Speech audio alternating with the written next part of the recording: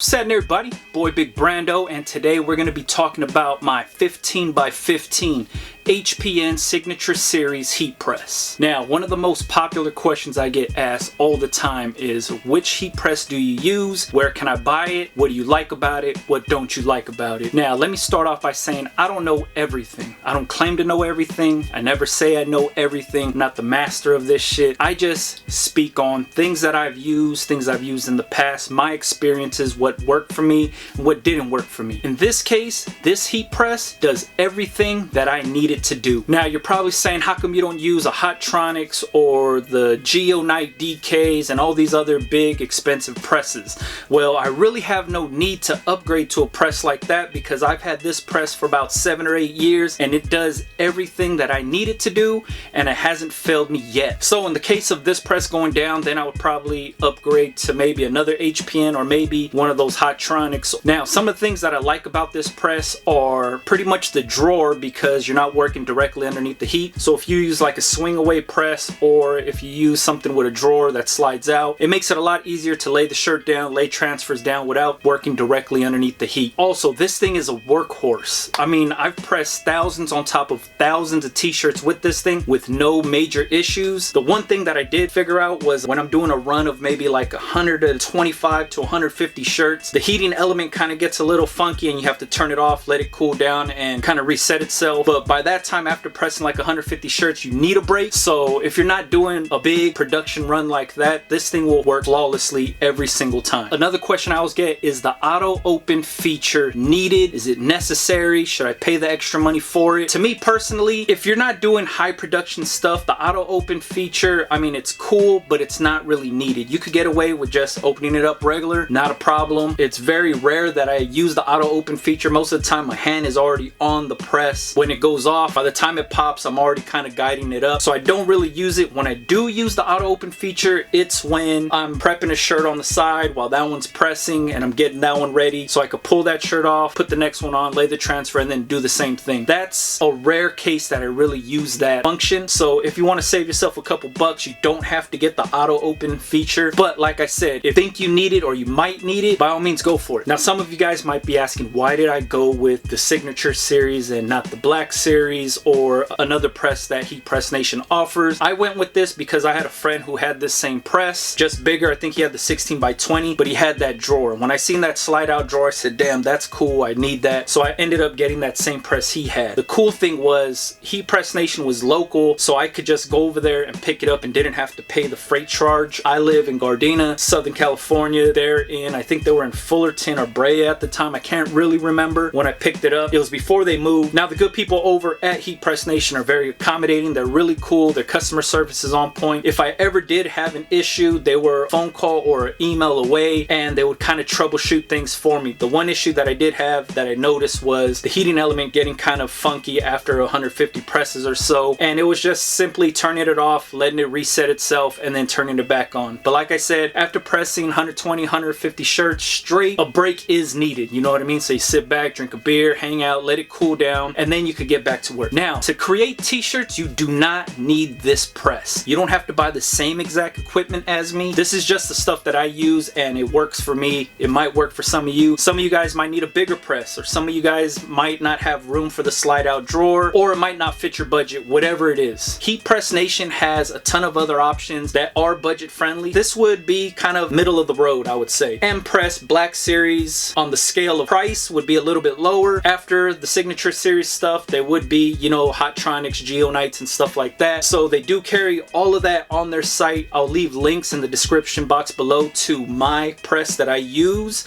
and to some other budget friendly options for people that are just starting out and kind of want to get their feet wet. Now, another question that I get asked all the time is, when I buy the heat press, is there anything else I should buy? For myself, I would invest in some mouse pads. I think on Heat Press Nation's site, they call them T-padded. I think that's what it is. I'll leave links in the description. Now, mouse pads are cool because if you're trying to press over seams or around zippers, or if you're trying to raise it up a little bit just to create a little platform to get an even press, these always come in handy. They come in a bunch of different sizes. As you can see, I cut some of them. I use them all the time when I'm pressing in the custom tags. As you've seen in some of my other videos, I show how to do that, and I'm just using regular mouse pads. So they come in handy, something I would invest in. Like I said, if you're doing sleeves, if you're doing pant legs, if you're you're going over zippers, pressing over any kind of seam to make it solid. It just raises it up just a little bit and it gives enough give because it's rubber that you could get a solid clean press on. Another thing you hear me talk about all the time is laser thermometer. Laser thermometer really cool because it'll give you an accurate reading on what the press is at. The readout sometimes might be off, or it might take a little time for the readout to catch up to what the actual press's temperature is. So this right here will give you an accurate reading. You shoot it at the press, boom, it'll give you the full reading on the backside, and then you know when your press is set up. Like I said, all presses are different. They're all calibrated different. Even though it might be the same press, it might be the same brand, model, it just might be calibrated different. It's always good to double check with a laser thermometer. Last but not least is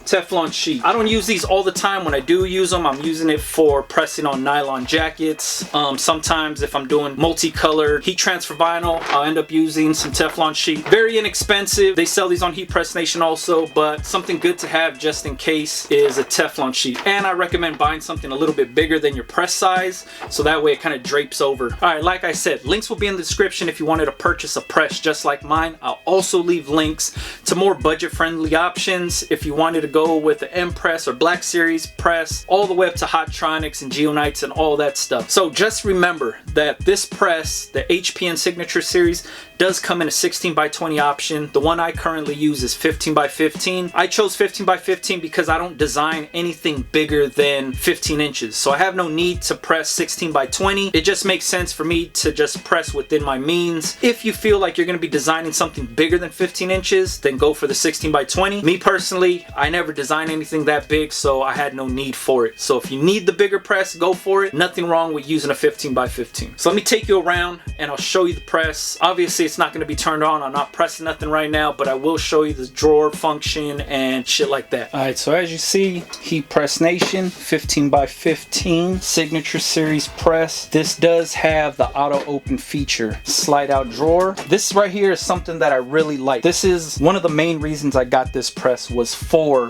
this slide out drawer. Because when you think about it, this is the heating element when it's fully down. So you have this area to actually work on and not have to be under the heating element. Slide your shirt in, press, right? This makes for very productive, very easy way of doing things. As an example, here's a t-shirt. I slide it out, can lay it down without working underneath. Because if this was regular clamshell press, you would be working under here and having to try to lay down. Let's just say that this was a transfer. You're trying to line this up down here and you're working this way. With the slide out drawer, you're not working directly under the heat. You can lay it down, center it up, do all your adjustments, push it in, and then press. Big reason why I bought this press was strictly for this feature. When I went to my buddy's house and I seen him doing it, I looked at his press. I said, why do you even need that? He showed me exactly how he presses shirts, and he showed me that he's not working directly under the heat, burning his knuckles. For anybody that uses a regular clamshell press, you'll understand burning your hands, knuckles, sweating over the t-shirts. This way it's a lot easier to operate and kind of do. That's simple. Really, really good workhorse of a press. And as you can see, this is on a regular work table. I bought this work table down here from Home Depot, I believe. So I bought it from Home Depot, like 60, 70 bucks. It's 6 foot by 2 feet maybe. It works perfect. This fits on here. There's a little overhang on the bottom. For anybody that was interested in purchasing this press, like I said, I'll leave all the links in the description to purchase this same one. If not the same one, there will be something that'll fit your budget on there. Heat Press Nation is really good because customer service is really on point, and I stand behind their products because I've been using this, like I said, 8+ years, and I haven't had any major issues with it. I've also used those cheap Chinese ones that you buy off of Amazon. I bought one off of Craigslist used, and the heating element was really crazy. It was scorching my t-shirts. It was leaving rust on some of my t-shirts. Another thing is when you're working with t-shirts, say if you're pressing maybe 50, 60 shirts, you'll notice that your press will start to get linty everywhere. That's because you're working with cotton fabrics and lint's gonna get everywhere. Always wipe your shit down.